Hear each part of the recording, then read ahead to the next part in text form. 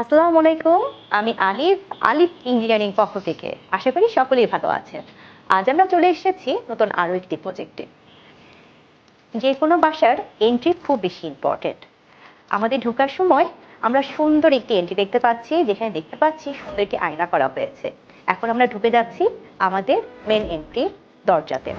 দরজাটা খুলেই আমরা একটা সুন্দর স্পেস দেখতে পাচ্ছি। এখানে আপনারা দেখবেন একটি সিএনসি পার্ট করা আছে।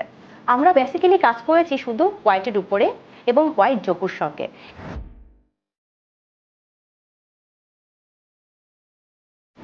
আমরা চলে এসেছি এখন আমাদের ডাইনিং স্পেসে।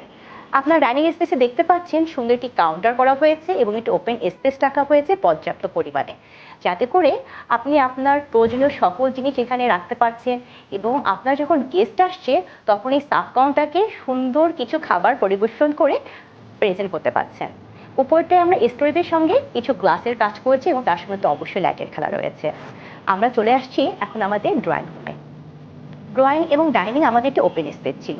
এটাকে একটু আলাদা করার জন্য আমরা সুন্দর একটি পার্টিশন দিয়েছি এবং একটি সুইং ডোর দেওয়া হয়েছে।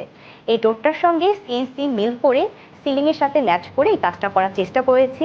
এখন ঢুকে আমরা দেখতে পাচ্ছি আমাদের টিভি স্পেস। টিভি স্পেস পড়াতে আমরা হোয়াইট টোন রেখেছি এবং তার সঙ্গে কিছুটা গ্রে টোনে কাজ করা হয়েছে এসপিএল এবং টিবিট দিয়ে। এখন আমরা চলে এসেছি মাস্টার বেডরুমে। সম্পূর্ণ হোয়াইট কাজ করা হয়েছে এই ঘরটাকে অনেক বেশি স্নিগ্ধ এবং সুন্দর রাখার জন্য। বড় একটি ক্যাবিনেট এবং তার সঙ্গে টিভি আর পড়ার জায়গাটাও আমরা তৈরি করেছি। আর এই বাসার প্রতিটা স্পেসকে কিন্তু আমরা কাজে রাখিয়েছি। আমরা এখন ঢুকছি আরও একটি বেডরুমে। এই বেডরুমটা আমাদের ক্লায়েন্টের একমাত্র মেইন রুম। এখানে আপনারা দেখতে পাচ্ছেন ঢুকেই সুন্দর একটি বেড করা হয়েছে, তার পাশে সুন্দর একটি ইলিশন। এই ইলিশনটা কিন্তু আমরা বার্জার থেকে করেছি। আর তাছাড়া বার্জারের সঙ্গে কিন্তু আমরা দীর্ঘদিন যাবৎ কাজ করছি। এখন আপনারা যে জায়গাটা দেখতে পাচ্ছেন সুন্দর একটি ক্যাবিনেট, তার সঙ্গে আমাদের ড্রেসিং এবং একটি কাউন্টার করা হয়েছে। এখন আমরা যে রুমটায় আসছি এটাও হচ্ছে এই ক্লায়েন্টের একমাত্র ছেলের রুম।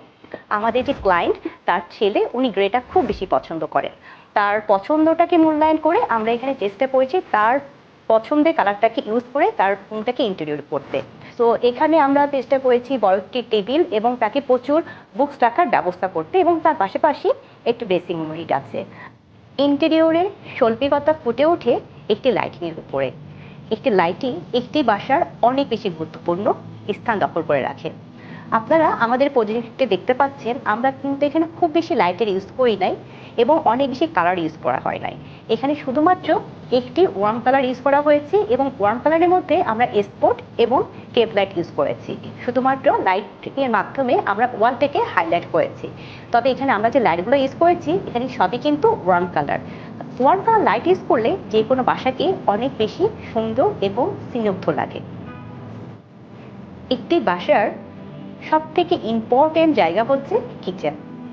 এই কিচেনে ক্লায়েন্টের চাহিদাকে মাথায় রেখে সম্পূর্ণ ডিজাইনটা করা হয়েছে। এখানে আমরা কিচেনে যে ম্যাটেরিয়ালসটা দিয়েছি এটা সম্পূর্ণ এসপিএল। এটা মূলত গর্জন বোর্ডের উপরে এসপিএল পেস্টিং করা হয়েছে এবং ভিতরে আমরা লাইনার ইউজ করেছি। আপনারা দেখতে পাচ্ছেন এই জায়গাটাকে কত সুন্দর লাগছে এবং কত স্পেস বের হয়েছে। আমরা যে রুমে যে কাজগুলো করেছি না কেন সবকিছু কিন্তু ক্লায়েন্টের মতামতের উপর ভিত্তি করে এবং তার পছন্দটাকে মাথায় রেখে আমরা কাজ করেছি। বাসাটা যখন হচ্ছিল তখন ইচ্ছা ছিল বাসাটাও আমার সাধ্যমতো যতটুকু পারি আমি একে ইন্টেরিয়র করব, যতটুকু করা যায় একটু সৌন্দর্য করার চেষ্টা করব। তো আমি অনেকের সাথে আসলে কথা বলেছি, অনেকেই এসছেন, অনেক বুদ্ধি পরামর্শ আমাকে দিয়েছেন।